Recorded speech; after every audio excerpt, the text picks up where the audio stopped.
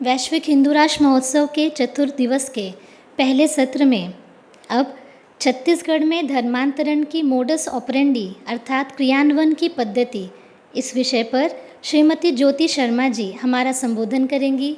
हम उनका परिचय जान लेते हैं। श्रीमती ज्योति शर्मा जी भिलाई छत्तीसगढ़ से हैं। लव जिहाद और धर्मांतरण को रोकने के लिए आप कार्य कर रही हैं और इसमें बड़ी मात्रा में आपको सफलता भी मिली है। इसी के साथ साथ बेटी बचाओ और बहू लाओ ये अभियान आपने छत्तीसगढ़ में आरंभ किया है। धर्मांतरण मुक्त छत्तीसगढ़ इस अभियान का आपने नेतृत्व किया है और इस अभियान के कारण धर्मांतरण करने वाले जो पादरी हैं, पास्टर्स हैं, उनके विरुद्ध अपराध भी वहाँ प्रविष्ट किए गए हैं। मैं ज्योति जी से विनती करती हूँ कि वे हमारा संबोधन करें।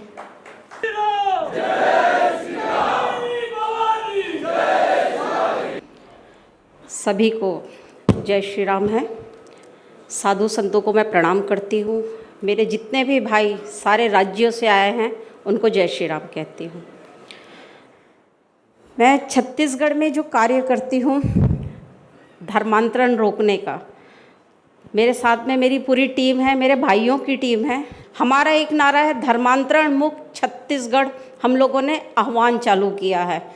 छत्तीसगढ़ में जिस गति से धर्मांतरण हो रहा है, मेरे हिसाब से किसी भी राज्य में नहीं हो रहा होगा जिस गति से छत्तीसगढ़ में अभी 4 सालों में धर्मांतरण हुए हैं हमारे हिंदू भाई बहन इसलिए मैं कह रही हूँ, ये आगे मैं बताऊँगी। बहन सबसे ज़्यादा हमारे यहाँ धर्मांतरण कर रहे हैं।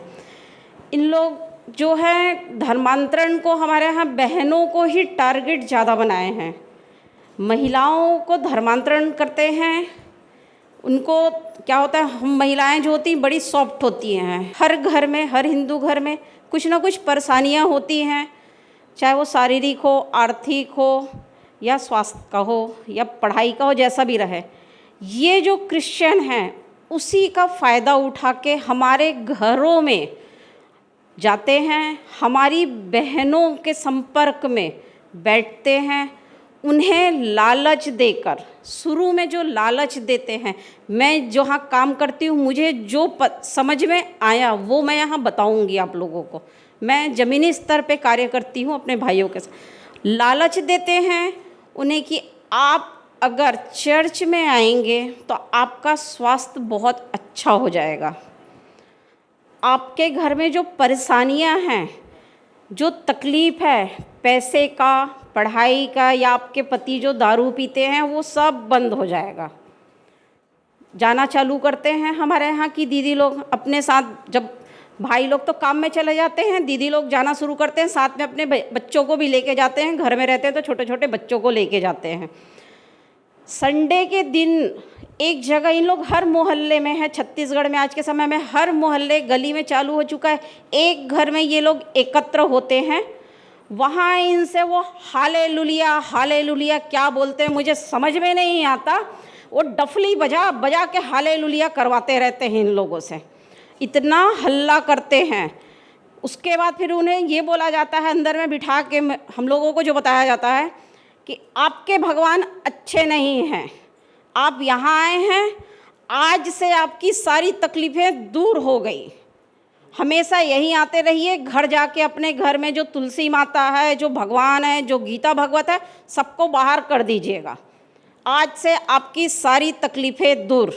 हमारे यहाँ की भोली भाली जो बहनें हैं, मैं तो बोलती हूँ मूर्ख बहनें बोलती हूँ उन्हें, जो आती हैं धीरे से भगवान में पर्दा डालती हैं। पहले घर से बाहर नहीं निकालती क्योंकि पति को नहीं पता है कि वो उनके संपर्क में आ चुकी है।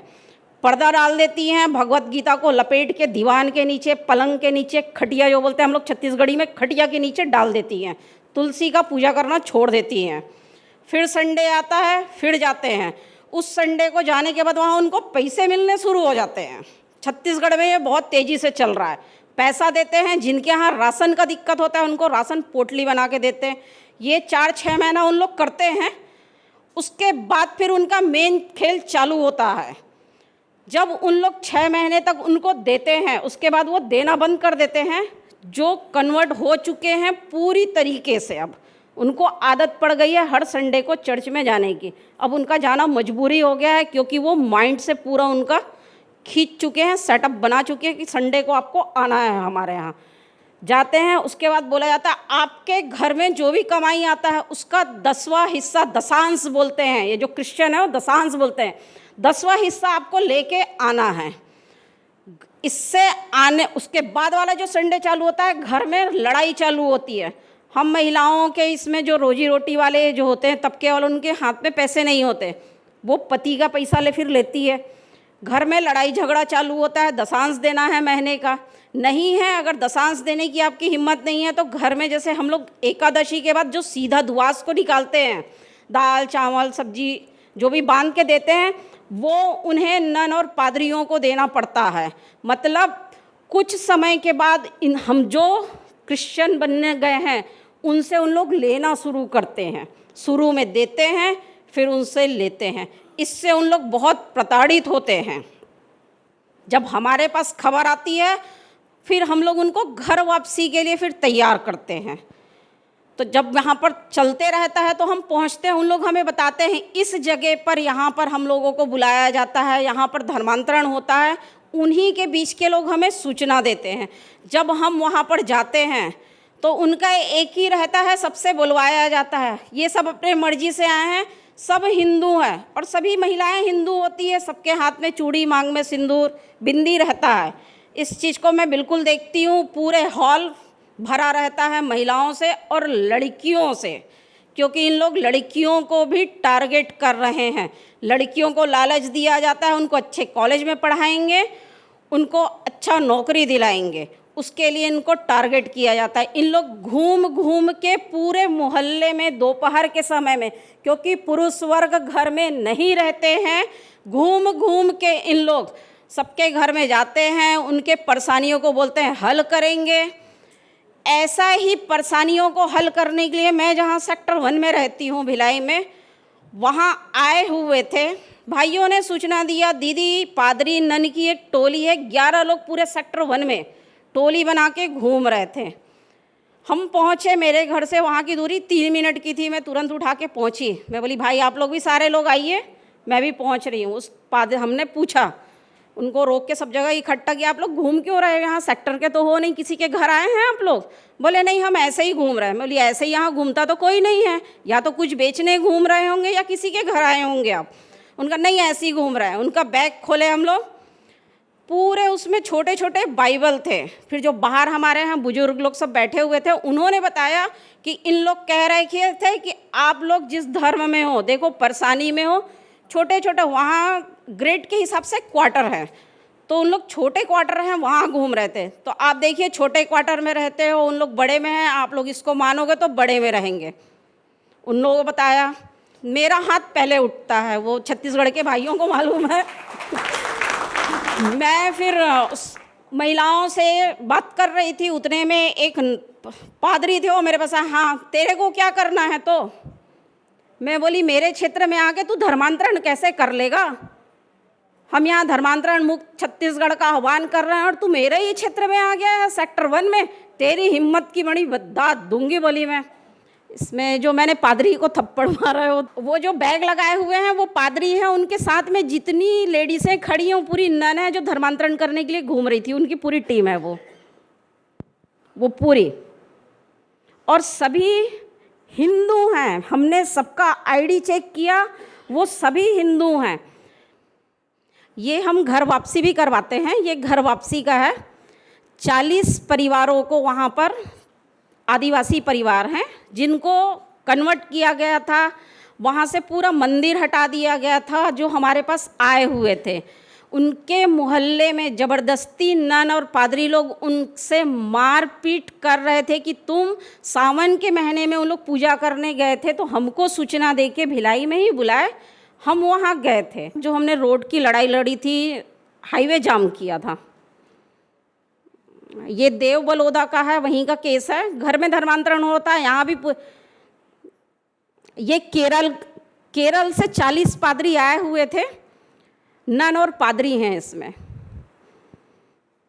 यहाँ इसमें पूरे गांव वालों ने इन्हें रोका था। इनका सभी का थोड़ा आँख, एक दो लोगों का दिखाइएगा जो वीडियो में, सभी का आँख देखिएगा।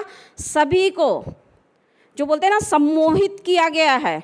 सारे लोग ये पूरे केरल से आए हुए थे और 1 किलोमीटर पहले गांव से इन लोग रखे थे अपना गाड़ी, बस, वैन और 2 व्हीलर में आए हुए थे। इन लोग 1 किलोमीटर दूर में गांव से, ओटेबंद गांव है, कुम्हारी के पास है ये, दुर्ग जिला कुम्हारी के पास।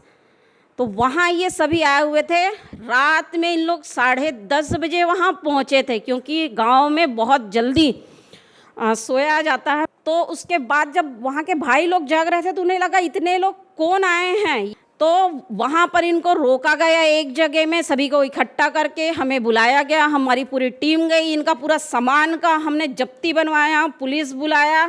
उनके सामान में गन, जितने यहाँ सेटअप लगे हुए हैं, ये छोटे छोटे जो दूध के डब्बे दिखेंगे, दूध के डब्बे के अंदर में वो फोल्ड कर करके रखे थे।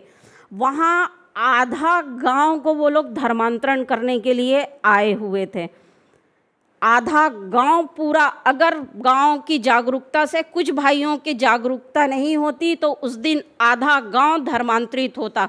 वो 40 में से जो 5 लोग थे मेन, उन पे हमने केस बनवाया। जिनके घर वो आए हुए थे उन्होंने बताया, हमने पूछा आप किसके घर आए हुए हैं, तो उन्होंने बताया कि हम इनके घर में आए हुए हैं।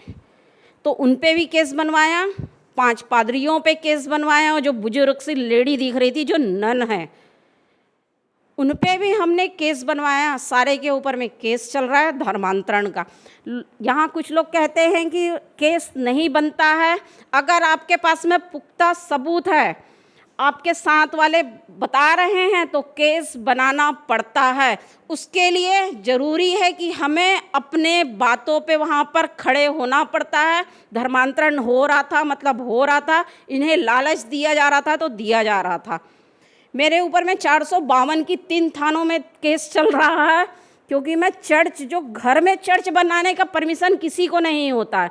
चर्च के लिए एक अलग जगह होता है। उन लोग अवैध तरीके से चर्च जहाँ बनाए रहते हैं, जहाँ पर हमारे यहाँ धर्मांतरण करने के लिए बुलाते हैं, उसे जाके हम और हमारी टीम तोड़ देते हैं, क्योंकि कहना तो ये मानते नहीं हैं। हमारा तो एक नारा चला है छत्तीसगढ़ में, रोको टोको नहीं तो ठोको। रोको का वो तो मैंने छोड़ दिया। हम 9 साल से मैं धर्मांतरण के लिए कार्य कर रही हूँ। 9 साल में बहुत मैंने समझाया, रोका, नहीं समझे। टोका तो भी उन्हें समझ में नहीं आया, तो लास्ट बचता है ठोको। अब इससे मुझे समझ में आया है, ठोकने से इनमें डर तो ज़रूर पैदा होता है। इनमें अभी डर ये है कि दुर्ग क्षेत्र में, दुर्ग जिले में पादरी और नन आने से, छत्तीसगढ़ में तो घबराते ही हैं कुछ कुछ जगह पे, लेकिन दुर्ग जिले में खास तौर से नहीं जाएंगे। ज्योति शर्मा रहती है, रतन यादव, मतलब मेरे साथ जो भाई लोग काम करते हैं, 2 भाई तो यहाँ बैठे हुए हैं, दुर्गेश देवांगर और रंजन द्विवेदी भाई मेरे, रतन यादव, रवि निगम, अजय सेन, कमल सौ, ये सब मेरे भाई लोग मेरे साथ काम करते हैं। मैं इतने ही बोल के आप समाप्त करती हूँ। सभी को जय जय श्री राम।